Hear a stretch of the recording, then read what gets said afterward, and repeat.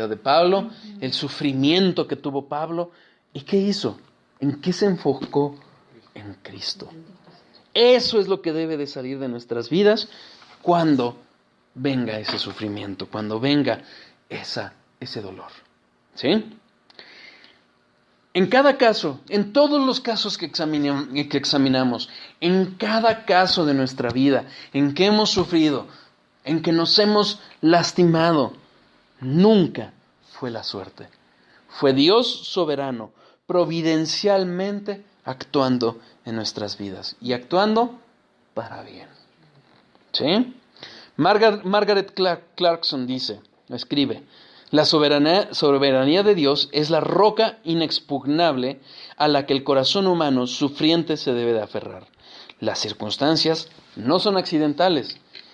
Él no nos explica sus acciones, como tampoco se las explicó a Job. Sin embargo, si algo hemos aprendido en todos estos 15, hoy 16 partes que hemos visto la soberanía, es que a Dios no se le escapa nada. Nada, mis hermanos.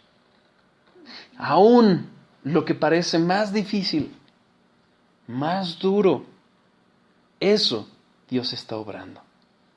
Dios está soberanamente obrando. Pobre del que está sujeto al impersonal y caótico destino, porque ese no es Dios. ¿Correcto? ¿Vamos claros? Vamos avanzando, ¿les parece? ¿Sí? ¿Están cansados? No, si quieres. ¿Sí? Un poquito más, vale. Un poquito más. Providencia y la tentación. La tentación también está en manos de Dios. La palabra dice: Dios no tienta a nadie. ¿Ok? Sin embargo, hay que hacernos una pregunta. ¿Cómo es que nosotros, siendo nuevas criaturas, quedando todo lo viejo atrás, como dice 2 de Corintios 2:17, cómo es posible que tenemos tentaciones? ¿Por qué? Muchas veces eso nos ha llegado a preguntar: ¿realmente he nacido de nuevo? Y debemos tener cuidado, no insisto, porque nada en la Biblia nos debe de llevar a interpretar que es bueno que tengamos una inclinación hacia el mundo. No. Primera de Juan 2:17, porque el que ama al mundo, el amor de Dios no está en él. No nos desviemos. Pero hay una realidad. Veamos las palabras de un hermano que estaba en plena madurez espiritual y escribió esto. Romanos 7:15.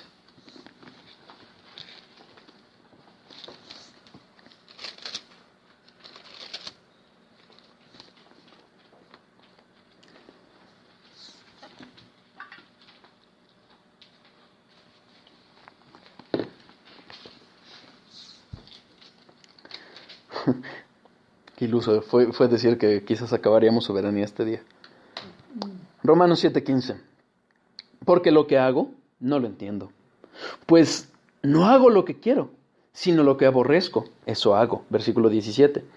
De manera que ya no soy yo quien hace aquello, sino que el pecado que mora en mí. Y yo sé que en mí, esto es, en mi carne, no mora el bien. Porque el querer el bien está en mí, pero no el hacerlo. Porque no hago el bien que quiero, sino el mal que no quiero, eso hago. Y si hago lo que no quiero, ya no lo hago yo, sino el pecado que mora en mí. Así que, queriendo yo hacer el bien, hallo esta ley, que el mal está en mí. Porque según el hombre interior me deleito en la ley de Dios. Pero veo otra ley en mis miembros, que se rebela contra la ley de mi mente, y que lleva cautivo a la ley del pecado, y que me lleva cautivo a la ley del pecado que está en mis miembros. Miserable de mí. ¿Qué es lo que sucede? Hay un debate, hay quien dice, no, lo que pasa es que aquí está describiendo a el hombre que todavía no está transformado y que pelea y que busca hacer el bien. No. ¿Por qué? Porque lo hemos visto.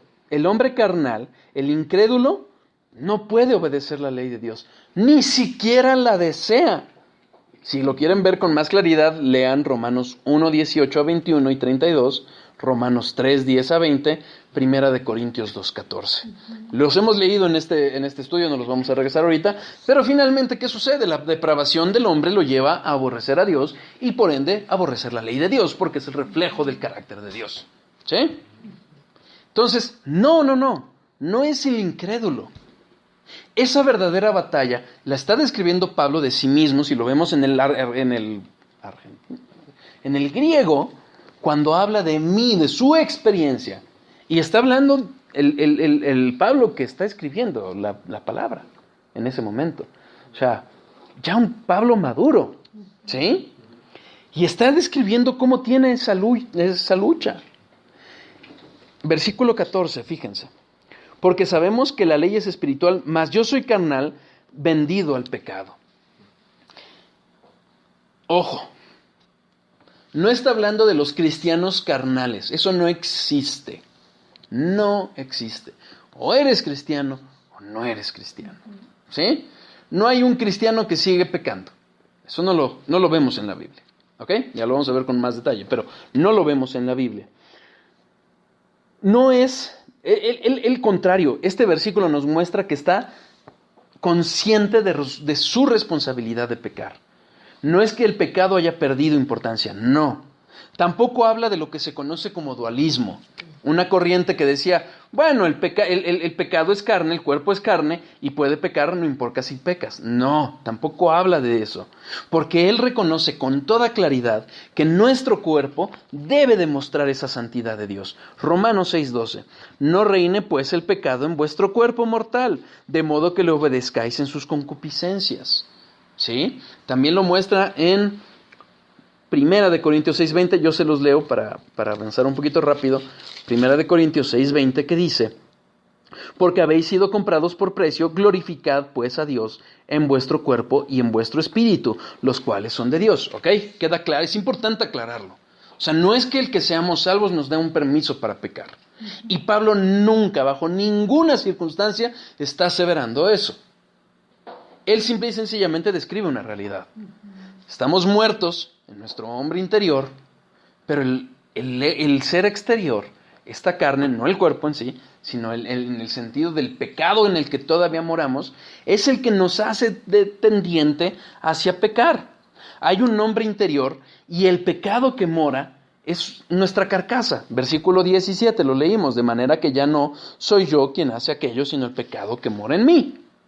Es el hombre, en realidad lo que sucede cuando viene esa verdadera nuevo nacimiento, el hombre exterior se va degradando. Segunda de Corintios 4:16, dejan algún separador aquí en Romanos porque vamos a regresar. Segunda de Corintios 4:16.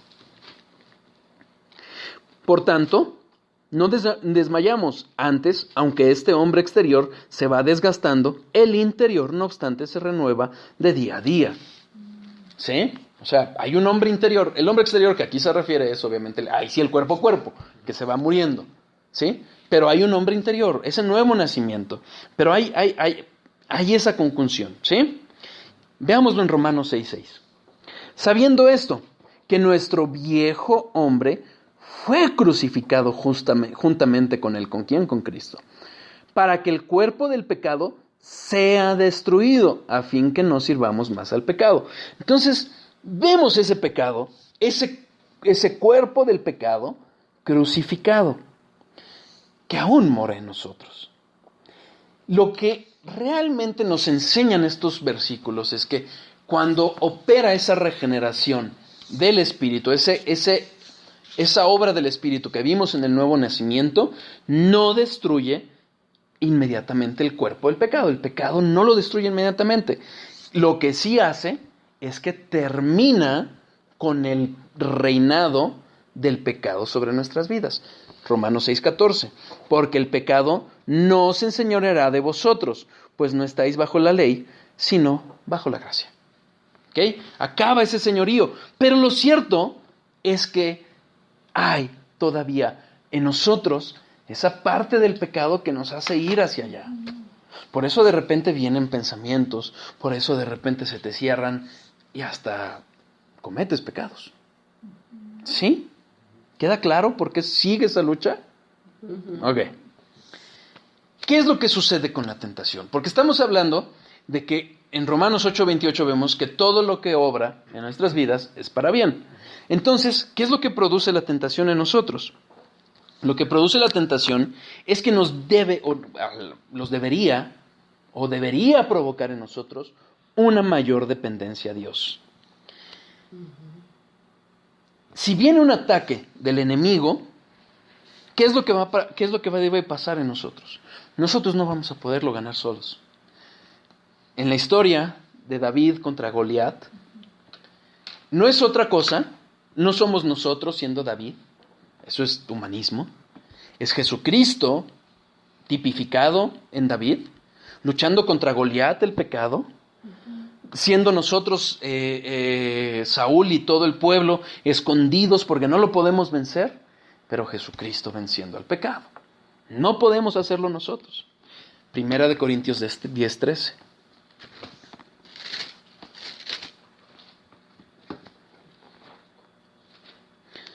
No nos ha sobrevenido ninguna tentación que no sea humana, pero fiel es Dios, que no os dejará ser tentados más de lo que podéis resistir, sino que dará también juntamente con la tentación la salida, para que podáis soportar. ¿Quién da la salida? Dios. No nuestra carne, no nuestros razonamientos, por supuesto que no nuestras declaraciones de no, yo declaro, no, es Dios. Por eso, Cristo nos comprende. Él fue tentado en todo. Hebreos 4:15.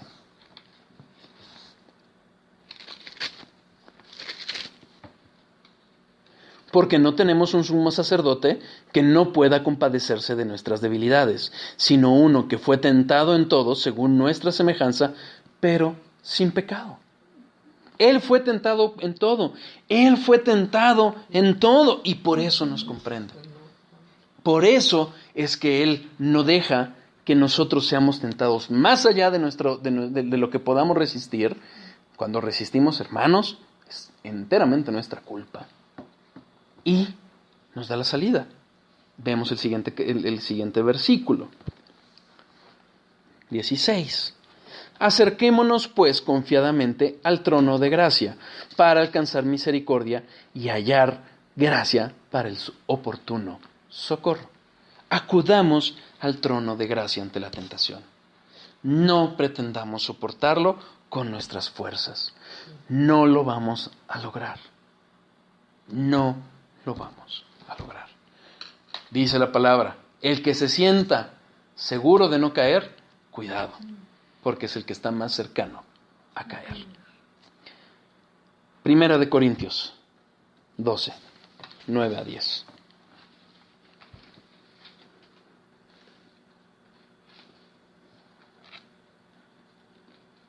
Nuevamente, vamos y regresamos a este tema.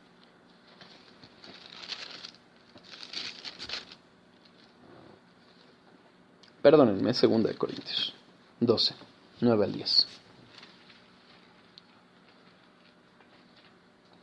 Leímos hace rato, ¿se acuerdan? Que le fue dado un aguijón de la carne, ¿para qué?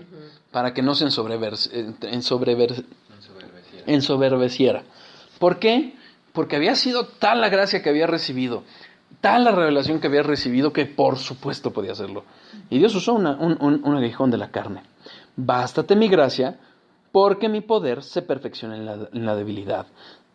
Por tanto, de buena gana me gloriaré más bien en mis debilidades, para que repose sobre mí el poder de Cristo. Por lo cual, por amor a Cristo me gozo en las debilidades, en afrentas, en necesidades, en persecuciones, en angustias, porque cuando soy débil, entonces soy fuerte. Pablo oró para que Dios le quitara la espina. ¿Y qué hizo? Dios, ¿se la quitó? No. ¿Pero qué le dio? Le dio gracia, ¿no? ¿Para qué? Para que no se ensoberbezca. Para soportar ese aguijón. Es en el poder de Cristo, en la gracia de Dios, que lo pudo soportar. Necesitaba, Dios no le dio lo que quería, le dio lo que necesitaba. Y así lo hace con cada uno de nosotros. Necesitaba